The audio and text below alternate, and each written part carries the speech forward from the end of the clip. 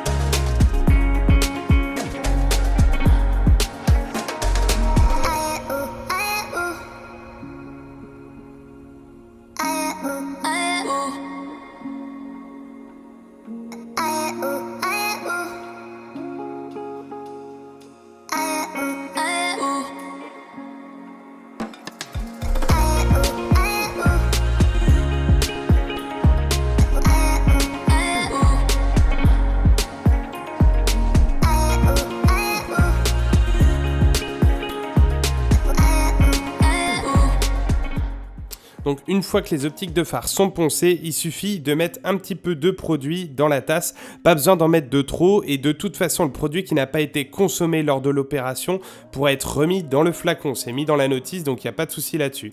Et une fois que vous avez mis du produit, donc vous utilisez un des 2 joints toriques qui sont fournis dans le kit, vous mettez ce joint sur le capuchon, vous verrez il y a une gorge exprès, et ensuite vous laissez chauffer le tout. Il faut qu'à la sortie du bec du capuchon, vous voyez un petit peu de vapeur, et à partir de ce moment-là, c'est que l'appareil est chaud et on peut passer à la suite. Et là maintenant c'est la magie, on voit qu'on arrive à retirer toute la partie qui a été poncée de l'optique et on va pouvoir le récupérer comme neuf. Donc du coup pour faire ça, ce que je vous conseille c'est de laisser brancher la tasse. Si vous la laissez pas brancher, même si elle est chaude, le produit va vite refroidir et en fait on va perdre en efficacité. Donc il vaut mieux la laisser brancher. Et donc ensuite vous voyez il suffit d'aller balayer toutes les zones pour qu'on puisse récupérer l'entièreté de l'optique de phare. Et je vous conseille d'être bien vigilant, de bien repasser plusieurs fois sur les zones tenaces, même les grosses rayures on arrivera à les récupérer. Il faut bien passer plusieurs fois, faut pas essayer de vouloir balayer des trop grandes zones trop rapidement, vaut mieux se concentrer sur de petites zones et une fois que ces petites zones sont faites, passer aux suivantes, etc. Voilà, maintenant je vous laisse admirer la suite du travail.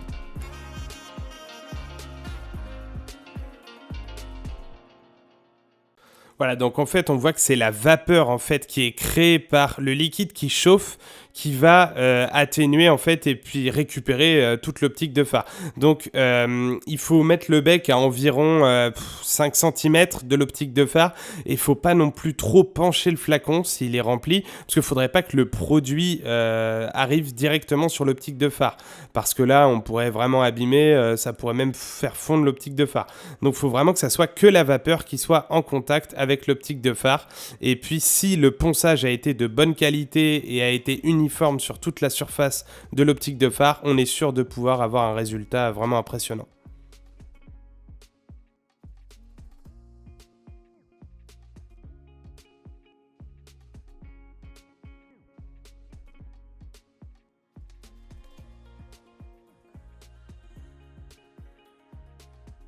Et enfin, forcément, la comparaison, le avant-après, donc on voit qu'il n'y a vraiment pas à discuter. Le résultat, il est impeccable et rien à voir avec d'autres kits que j'ai pu essayer avec des pâtes, etc.